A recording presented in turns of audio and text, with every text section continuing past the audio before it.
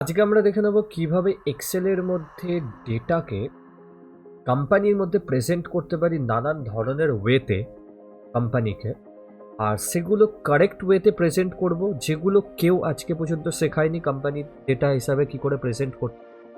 আমরা কোম্পানির ডেটাকে কিভাবে প্রেজেন্ট করব সেগুলো দেখাবো।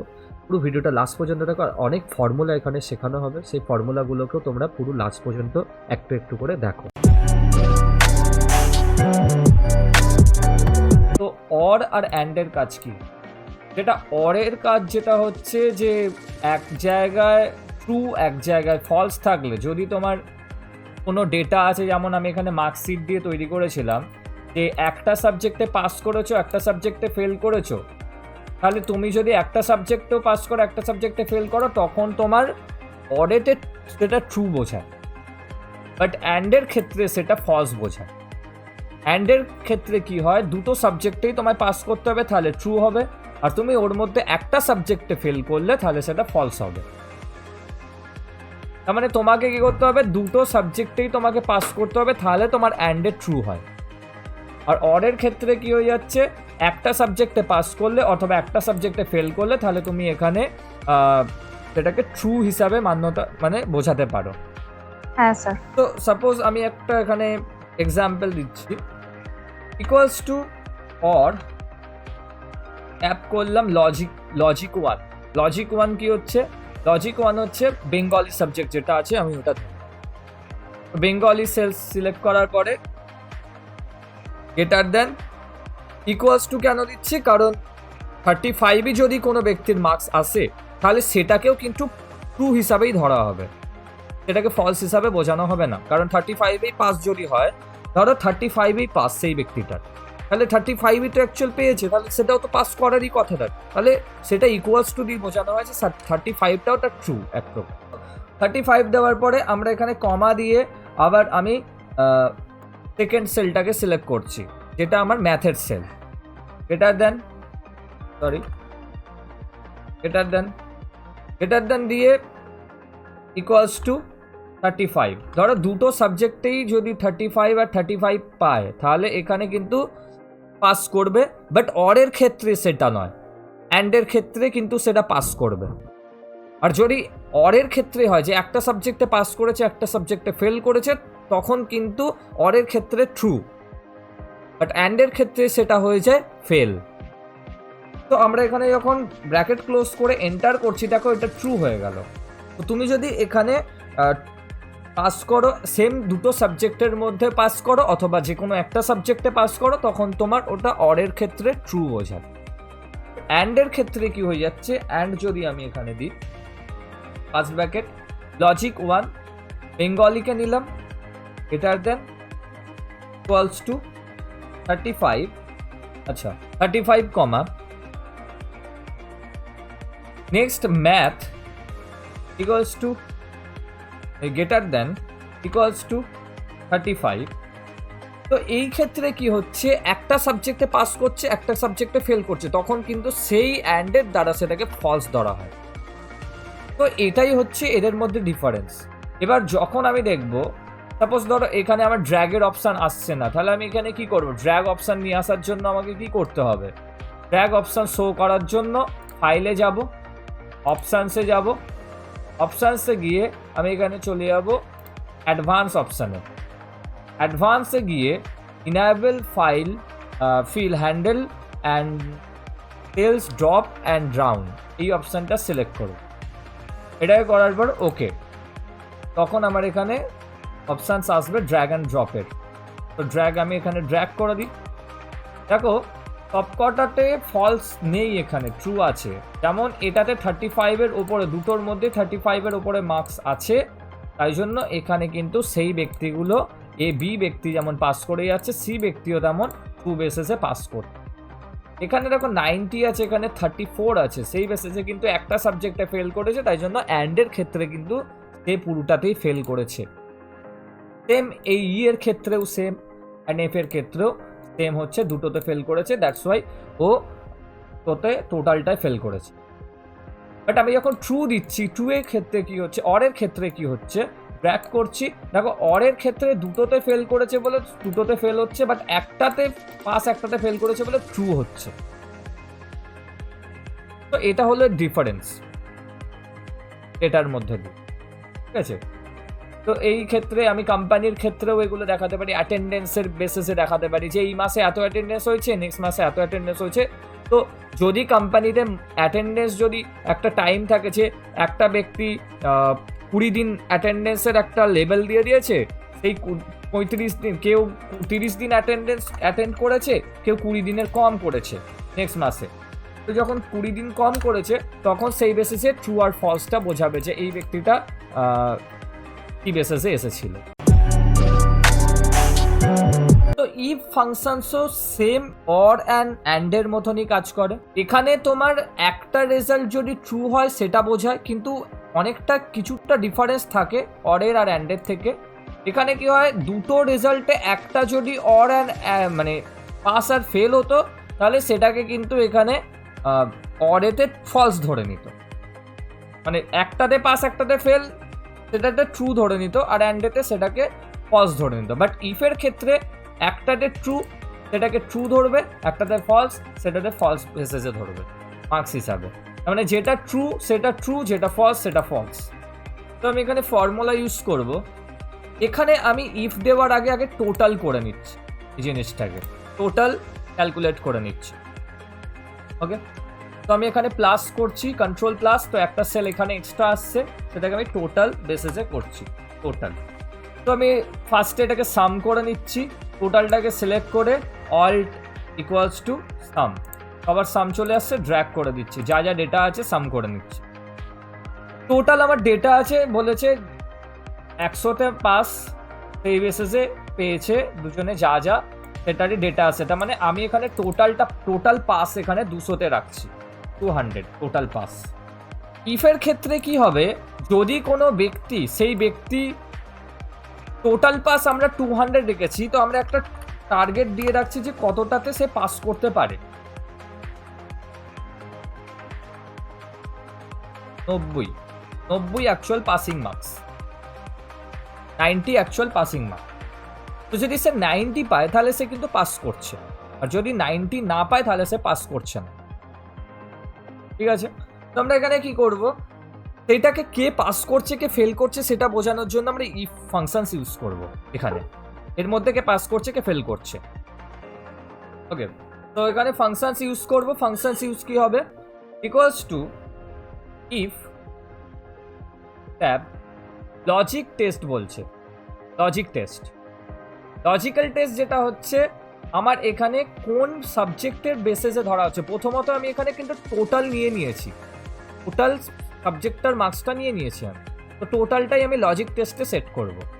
লজিক টেস্ট মানে হচ্ছে কোনটা আমার কন্ডিশন, কোন কন্ডিশনের ওপরে বেস করে আমার এখানে ইফ ইউজ হচ্ছে, এই আমরা অপশানসটাকে সেট করব, সিলেক্ট করব।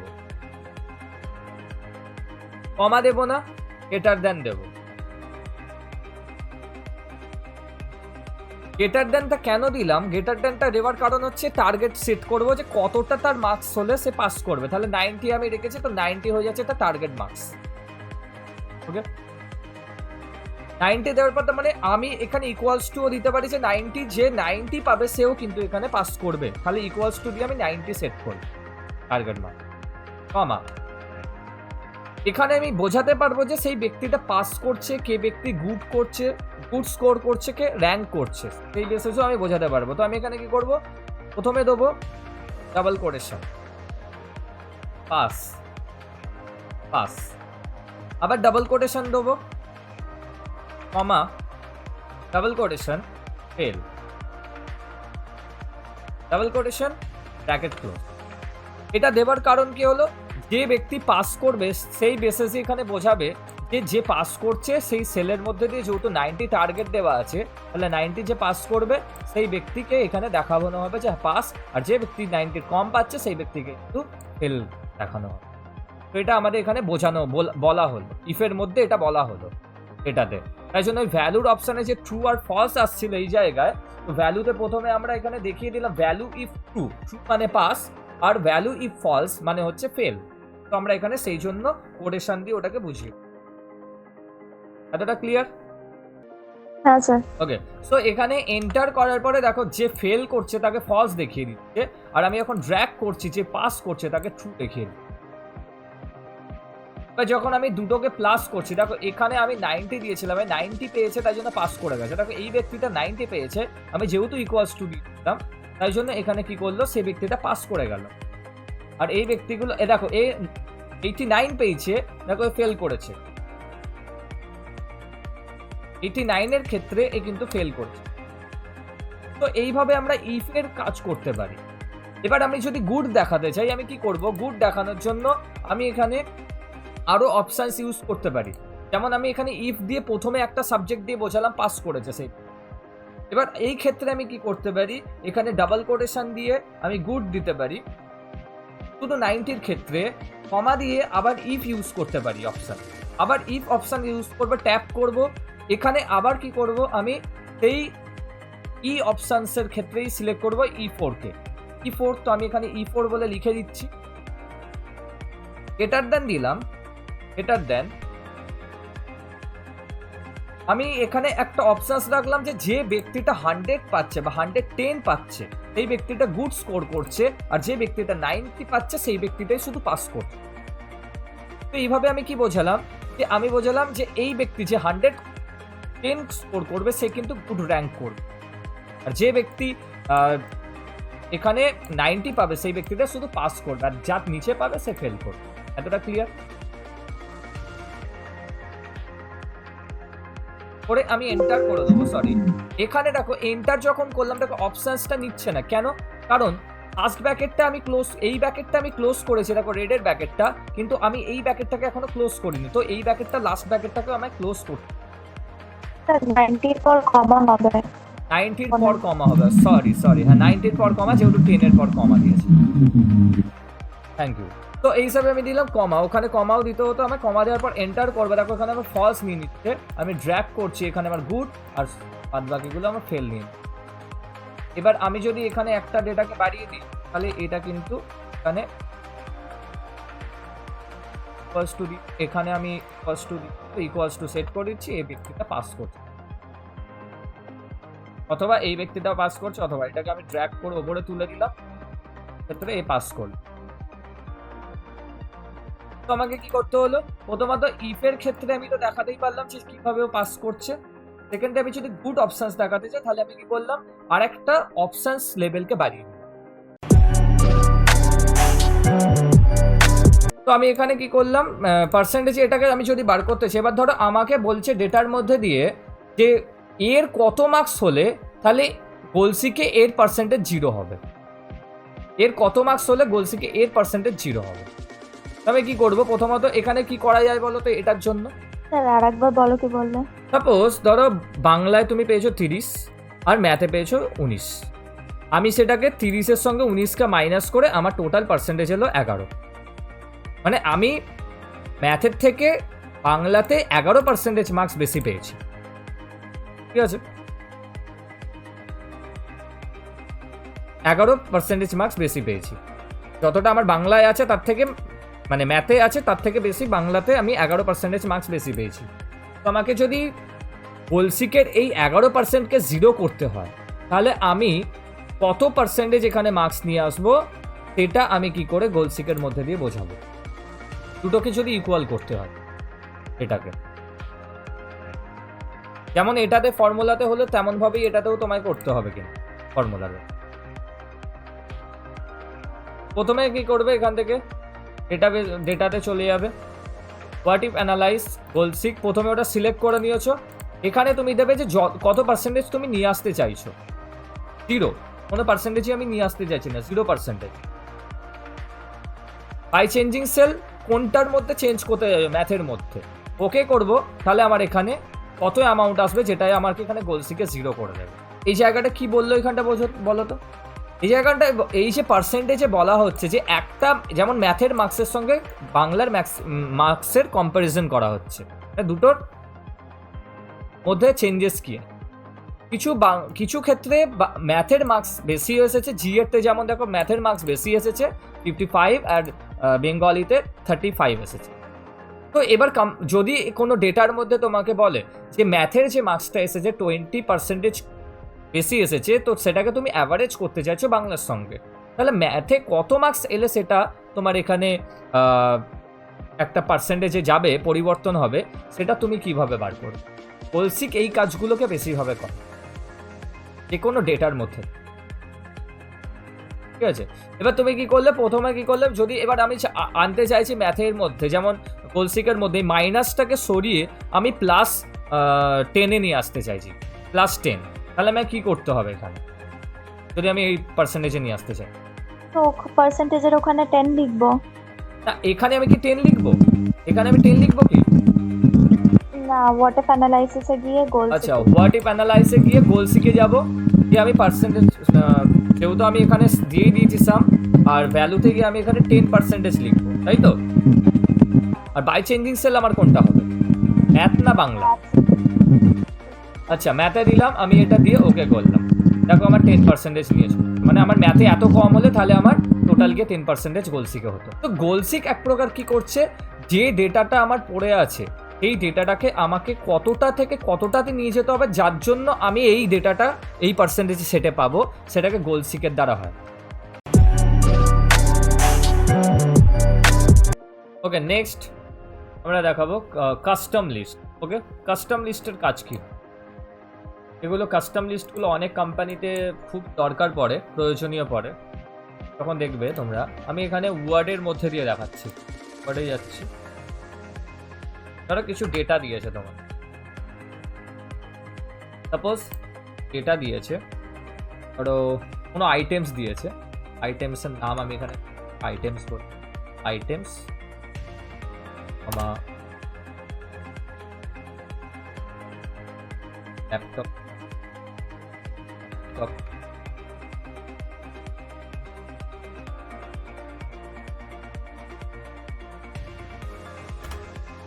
সেলফোন,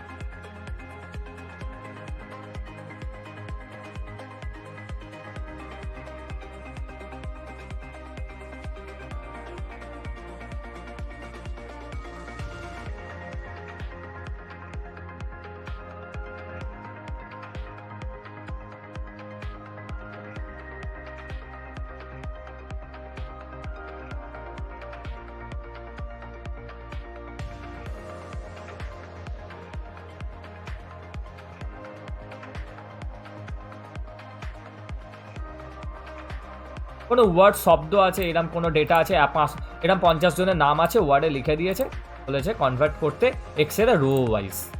তুমি যদি এখানে কপি করো, এটাকে কপি করো, তারপর এটাকে কপি করলে এক্সেলে তুমি পেস্ট করলে, এখানে এক্সেলে ভি দিয়ে পেস্ট করলে, তোমার কি এটা রোতে কনভার্ট হলো, সরি কলাম ওয়াইজ কনভার্ট হলো? রোতে তো লাইন ওয়াইজ নিয়ে নিল, বাট দেখো একটা রোতেই নিয়েছে, এখানে একটার মধ্যেই। আমি তো এরকমভাবে প্রেজেন্ট করবো না, আমাকে রো ওয়াইজ নাহলে কলাম ওয়াইজ আমাকে সেট করতে হবে। তো আমি কিভাবে বার করবো, তৈরি করবো? আমাকে তো হাতে করে লিখতে হবে এক প্রকার, তাই তো? হ্যাঁ। তো এর ইজি সরল উপায় যেটা হচ্ছে, আমাদের টাইম ওয়েস্টিং কম হয় তখন, সেটা আমি কাস্টম লিস্টের মাধ্যমে করতে পারি। তো প্রথমে চলে যাচ্ছি আমি এক্সেল থেকে চলে যাবো ফাইল অপশানে, ফাইল অপশানস থেকে চলে যাব অপশানসে, একটা লিখবে কিন্তু, অপশানস থেকে অ্যাডভান্স অপশানে স্ক্রোল করে তলার দিকে নামবো, নিচের দিকে নামবো। ওকে, নিচের দিকে নামবো, দেখবে তলাতে দেখতে পাবে কাস্টম লিস্ট বলে অপশান, একদম নিচে এডিট কাস্টম লিস্ট। এটা কোথায় পাবো? জেনারেলের মধ্যে গিয়ে এডিট কাস্টম লিস্ট অপশন পাবো, এডিট কাস্টম লিস্ট, জেনারেল থেকে এডিট কাস্টম লিস্ট, দেখতে পাচ্ছ? হ্যাঁ। এডিট কাস্টম লিস্টে গিয়ে সিলেক্ট করব। এডিট কাস্টম লিস্টে কি হয়, দেখবে আমরা জানুয়ারি ফেব্রুয়ারি মান্থ যেগুলো সেট করে রাখি, ওগুলো অটোমেটিক সেট থাকে, ওগুলো এক্সেলের মধ্যে অটোমেটিক সেট করে রাখে। যখন আমরা ড্র্যাগ করি না জানুয়ারি ফেব্রুয়ারি মার্চ বলে, অটোমেটিক নিয়ে নেয়, কারণ ওগুলো এডিট কাস্টম লিস্টে অটোমেটিক সেট থাকে। তো তুমি যে কোনো ডেটা যদি এখানে পুট করতে যাও তাহলে সেই ডেটাকে তোমায় কপি করতে হবে, কপি করে এটাকে কি করতে হবে এখানে ভি দিয়ে লিস্ট অ্যাডেড এন্ট্রিজে এখানে পেস্ট করে দেবে, করার পর অ্যাড করে দেবো। ওটা কপি করার পর এটা পেস্ট করে অ্যাড করে দেবো। অ্যাড করলে দেখবে এই দিকে কাস্টমস লিস্টে অপশানটা শো করবে, অপশানগুলো। আর টোটালটা দেখো নিজের মতন একটা রোতে সেট করে নিয়েছে ডেটাগুলোকে, দেখতে পাচ্ছ? ডেটাগুলো এখানে সেট করে নিয়েছে। আমি এখানে ইম্পোর্টও করতে পারি, কোনো ডেটাকে আমি ইম্পোর্ট করতে চাই সেটাও আমি এখান থেকে করতে পারবো, সেটাকে আমি এখানে সেট করতে পারবো। ওকে, তো এটা করার পরে আমি করে দিচ্ছি ওকে। এটা করার পরে আমি ওকে করে দিচ্ছি। ওকে করার পর এটা সেভ হয়ে গেল, তারপর আমি ওকে করে দিচ্ছি, সেভ হয়ে গেল। এবার যখন যে নামটা ফার্স্টে ছিল, যেমন আইটেম নেমটা ফার্স্টে ছিল, তো আইটেম নেম শুধু লিখবো এখানে আইটেমস লেখার পরে আর কিছু লিখতে লাগবে না, এটাকে শুধু ড্র্যাগ করে দেবো, যে কটা নাম আছে আমার এখানে নিয়ে নেব, দেখতে পাচ্ছ? আর যে কটা নাম আছে আমার এখানে নিয়ে সাদা থাকবে। বুঝতে পেরেছো তো কিভাবে আমি প্রপার ওয়েতে এটা কাজটা করতে পারছি? এদিকেও আমার সেম ভাবে নিয়ে নেবে, রো আর কলাম দুটোতেই এটা শো করে, ঠিক আছে? আমি যদি এখানে আইটেম দিই, এবার আইটেমস, এখানে আমি এটাকে ড্র্যাগ করব এদিকে, তো যে কটা আমার ডেটা আছে সেটা আমার প্রপার ওয়েতে কলাম অ্যান্ড রোতে সেট করে নিচ্ছি। দেখো এগুলো কোম্পানিতে বেসিক থাকে এই জিনিসগুলো, কিন্তু এইগুলোতে অনেকের সমস্যা হয়, কিন্তু বেসিক জিনিসগুলোতে যে কীভাবে আমি প্রপার ডেটাকে প্রপার ওয়েতে আমি শো করব সেইটা। তো তাহলে আমায় কি করতে হতো, যদি আমার এরকম 50টা ডেটা লিস্ট থাকতো এমনভাবে, আমি কি করতাম, আমরা বেসিক লেভেলে আমরা কি করতাম এই জিনিসটাকে, তোমরা একটু বলো এটার আগেতে। একটা একটা করে মানে হ্যাঁ, কপি পেস্ট মারতাম একটা করে কপি পেস্ট করতে। এরম ধরে না 500টা গুডস আছে, এরম ধরে না এইভাবে লিস্ট তোমাকে দেওয়া হয়েছে, এরম কপি, এটা আরো, এখানে আরো, এখানে আরো 500টা এরম দেওয়া হয়েছে। তুমি তো বসে বসে কপি পেস্ট করতে সারাদিন ধরে, বাট এখন কি আর করতে লাগবে সেটা? এখন করতে লাগবে না। তখন কি করবে, এটাকে কপি করবে, একবারে কপি করে লিস্টে চলে যাবে, যা ডেটা আছে অপশানসে গিয়ে এখানে এডিট অপশানসে যাবে, বাস এটাকে আগে ডিলিট করে দিই, পেস্ট, তারপর ওকে। এবার আমি একটা নাম লিখি এখানে, আইটেমস।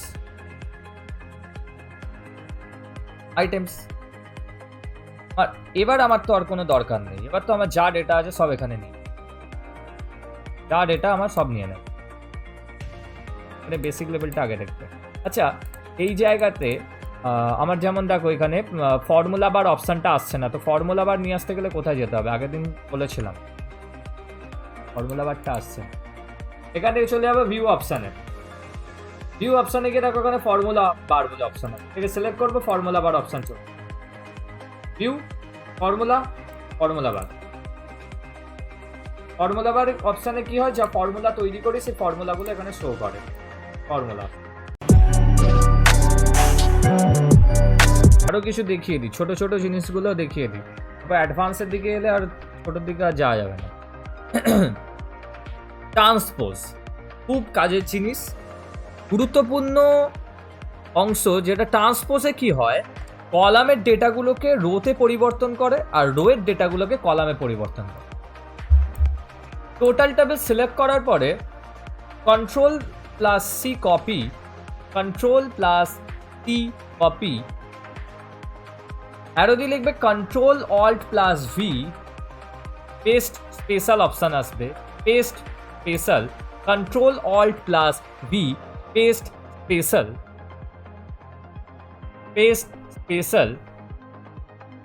পেস্ট স্পেশালে গিয়ে আমি চলে যাবো এখানে ট্রান্সপোজ অপশানে। দেখো এখানে একটা অপশান পাচ্ছে ট্রান্সপোজ অপশান, ঠিক আছে?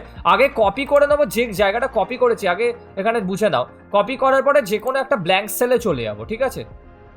তারপরে এই Ctrl+Alt+V অপশানে সিলেক্ট করো, তাহলে কি হবে, সেই ব্ল্যাঙ্ক সেলে গেলেই আমি কিন্তু ট্রান্সপোজে এখানে অপশানে করতে পারবো, ওখানেই আমি ট্রান্সপোজ করতে পারবো না, আমি একটা ব্ল্যাঙ্ক সেলে চলে যাবো। Control alt plus B special transpose option select করবো। ট্রান্সপোজ অপশান সিলেক্ট করার পর করে দেবো ওকে, তারপর ওকে। ঠিক আছে, বুঝতে পারছো? হ্যাঁ স্যার। তারপর ওকে করবো, দেখো অটোমেটিক দেখো কনভার্ট হয়ে যাবে পুরো ডেটাটা, দেখো রোতে। দেখো যেটা এটা তো কিসে ছিল, এটা আমার হরাইজন্টালি ভার্টিক্যালি ছিল এটা ফরম্যাটে, আর এটা সেই বেসিসে চলে এলো। হ্যাঁ স্যার। তো কি কি হলো আজকে এখানে, এখানে যেমন ইফ সামটা দেখালাম, গোল সিক দেখালাম, গোল সিকটাও তোমরা বাড়িতে করবে। আর আমি জানো নেক্সট দিনও এই সেম জিনিস যেটা আগের দিন বললাম, সেম জিনিস আমি কিন্তু দেখবো। 2-4 জনই দিচ্ছ, যারা যারা দিচ্ছ তাদেরগুলো দেখছি, আমি দেখেছি কিছু জনকার ঠিকঠাকই আছে, আর তুহিনা তো দেয়নি আগের দিনকে, দিয়াও তো অ্যাসাইনমেন্ট দেয়নি। ঠিক আছে, আচ্ছা আমারটা দেখেছিলেন হ্যাঁ পার্টিশন? তোমার দিয়ে দেখেছি আমি, ঠিকঠাক হয়েছে, তোমার অসুবিধা নেই। ঠিক আছে, তাহলে দেখলে কি হবে, তোমরা যখন করবে না জিনিসগুলো তাহলে বুঝতে পারবে যে না প্র্যাকটিস তোমাদের হচ্ছে।